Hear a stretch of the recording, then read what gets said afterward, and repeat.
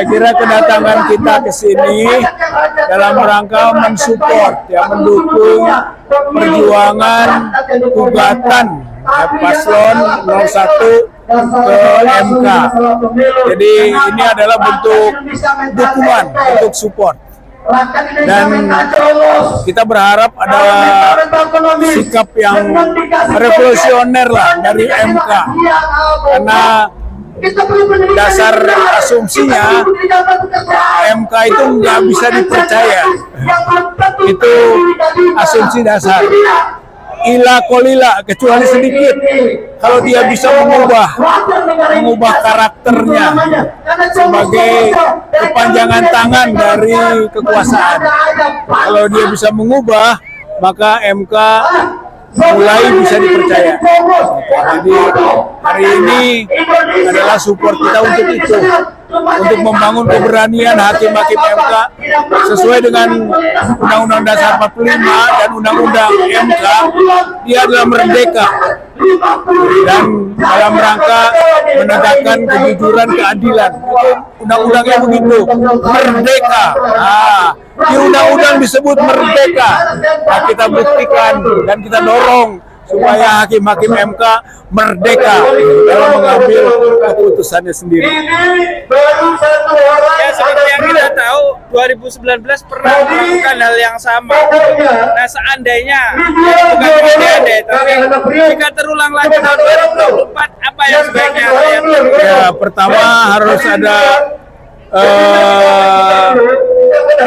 penyatuan paket antara MK dengan Bawaslu, dengan KPU, dengan Presiden, satu rezim yang anti rakyat, satu rezim yang menginjak-injak kedaulatan rakyat dengan kamuflase bahasa hukum, gitu. Jadi kalau misalnya tidak berubah, ya itu satu paket kejahatan politik di negeri ini di masa kepemimpinan Jokowi, di mana kekuasaan dominan, hukum menjadi kepanjangan tangan. Dan itu juga menjadi dorongan kita kalau misalnya rakyat melakukan gerakan perubahan, tentu baik komisioner gitu kan maupun mereka yang terlibat lainnya ya patutlah untuk diproses hukum gitu oleh desakan rakyat. Dan satu lagi, kita masih punya angket ini, gitu. Kalau ini gagal, angket harus sukses. Kita masih punya angket. Yang kedua adalah MK.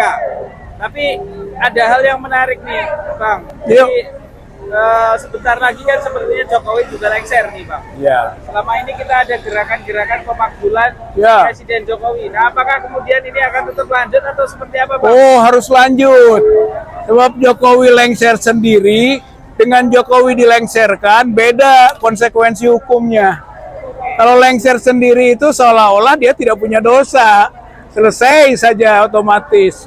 Tapi kalau memang dia dilengserkan oleh masyarakat, oleh rakyat sesuai dengan aturan konstitusi, maka tuntutan berikutnya akan muncul, yaitu dosa-dosa politik Jokowi ini harus dibongkar, gitu. Dan itu sudah numpuk. Jadi kalau misalnya dimakzulkan, maka akan membawa konsekuensi hukum nantinya, konsekuensi politik juga, konsekuensi sosial, konsekuensi budaya, konsekuensi religiusitas dari masyarakat akan sampai kepadanya. Harus ada punishment, ada hukuman dari dosa-dosa politik yang dikerjakan. Itu kalau dimakzulkan. Tapi kalau makzul sendiri, ya nanti biasanya kita kan budayanya budaya ya udahlah, yang udah gitu. Ya kira nggak bisa itu. Tetap saja harus dimakzulkan. Gitu. Proses pemakzulan berjalan terus. Ini di Bandung udah mulai ramai kemarin, Bang. Gimana apakah besok ada lagi di Bandung? Gitu? Ya, besok itu ada juga persidangan di Komisi Informasi Provinsi Jawa Barat. Itu Rektor ITB yang kita tuntut gitu kan untuk membongkar hubungannya dengan KPU soal Sirekap.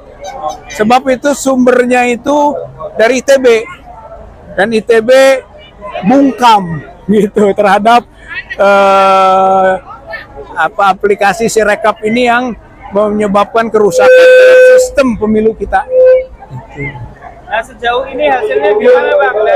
Dari yang di Bandung sejauh ini hasilnya? Ya, kalau yang Sirekap itu baru besok sidang. Oke. Ya, jadi besok sidang ya, bersamaan dengan persidangan di sini juga MK. Gitu. MK sidang, di Bandung Komisi Informasi Provinsi Jawa Barat sidang.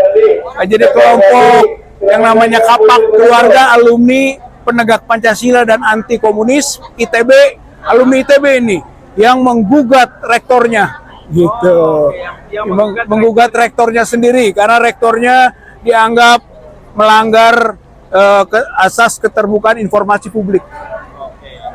Terakhir Bang, Yo. mungkin kita minta tanggapan Abang terhadap gerakan-gerakan rakyat ini dan apa yang harus dilakukan oleh masyarakat hari ini Bang, melihat kondisi bangsa dan negara yang makin kacau. Ya, saya kira rakyat ini harus secara estafeta dan bergelombang lah. Ini baru pertama gitu kan, menunjukkan respon, reaksi, serta upaya-upaya desakan, dukungan juga kepada Hakim MK untuk berani hari ini. Besok ada lagi, lusa ada lagi, sebelumnya 18, 19, 20 ada kan. Berarti gelombang-gelombang aksi rakyat harus terus meningkat. Untuk apa? Untuk menjadi dasar introspeksi bagi pengambil kebijakan bahwa mereka itu salah dan tidak sesuai dengan perasaan nurani rakyat. Jadi kalau rakyat bergerak pasti akan tumbang kesakitan. Oke, baik, terima kasih Bang Rizal. Yo, sama-sama Kang, ketemu lagi insya Allah. Assalamualaikum. Hadirin sekalian, berikut